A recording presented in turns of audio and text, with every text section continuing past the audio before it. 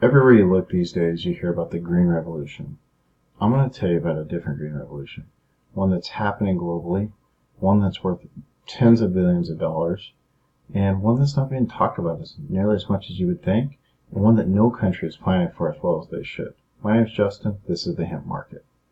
The cannabis plant has a number of different varieties. The hemp variety and the marijuana variety of the cannabis plant look and feel exactly the same. However, they're very different. The marijuana plant has a high THC content, 15 to 20%. The hemp plant has 0 to almost 0% THC. The hemp plant does have a number of other uses, though. Fiberboard, plastics, food, oils, rope. The list goes on and on, as you can see. In fact, it's one of the most useful plants in the entire planet, and one that, until very recently, wasn't being taken advantage of. That's because of CBD. CBD is a cannabinoid that's found in the hemp plant. It has a number of proven scientific medical benefits, such as anti-anxiety, antidepressants. It is anti-inflammatory across the entire body and can be used to treat glaucoma. Because of this, the current $3.7 billion global hemp-based economy, led mostly by China, the US, Netherlands, and France, is set to be hit about $20 billion by 2024.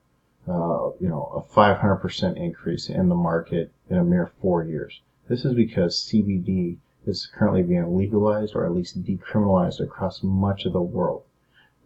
Everything you see on this map that's not red or gray are countries that are moving towards decriminalization, or states or provinces moving towards decriminalization, or even places where it's now completely 100% legal.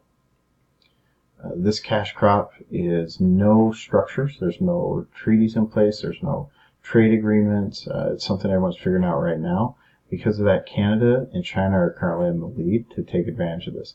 Canada has legalized all of the cannabis plants, and China is already the leading exporter of hemp.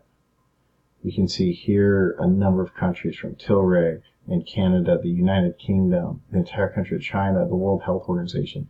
Everyone is trying to figure this out, regulate this, get on board. The U.S. is behind the curve on this and is currently delaying until 2020 any rules on how they're going to export this product. They did pass the Farm Bill, which allowed states the ability to legalize the growing of hemp.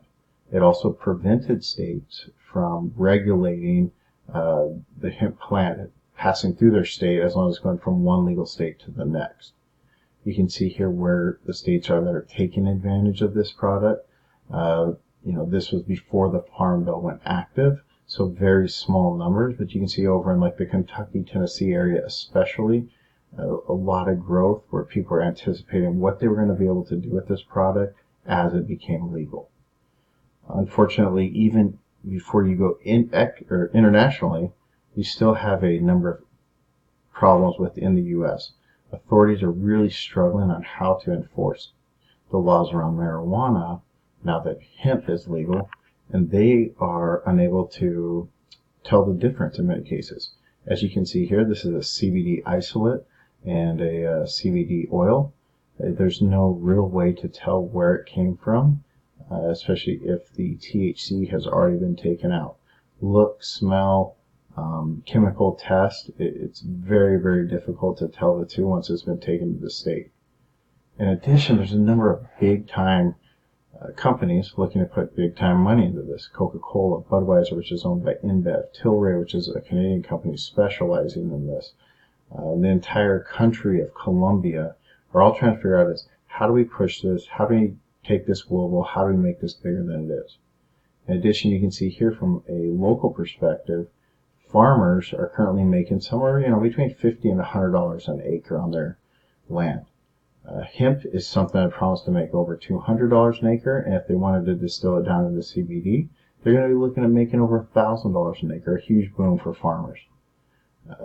The future's now. Whatever country goes forward and regulates this first, puts the treaties in place, gets these trade agreements in place, sets the standard for how we're going to define the two and how we're going to regulate it, is going to win this race.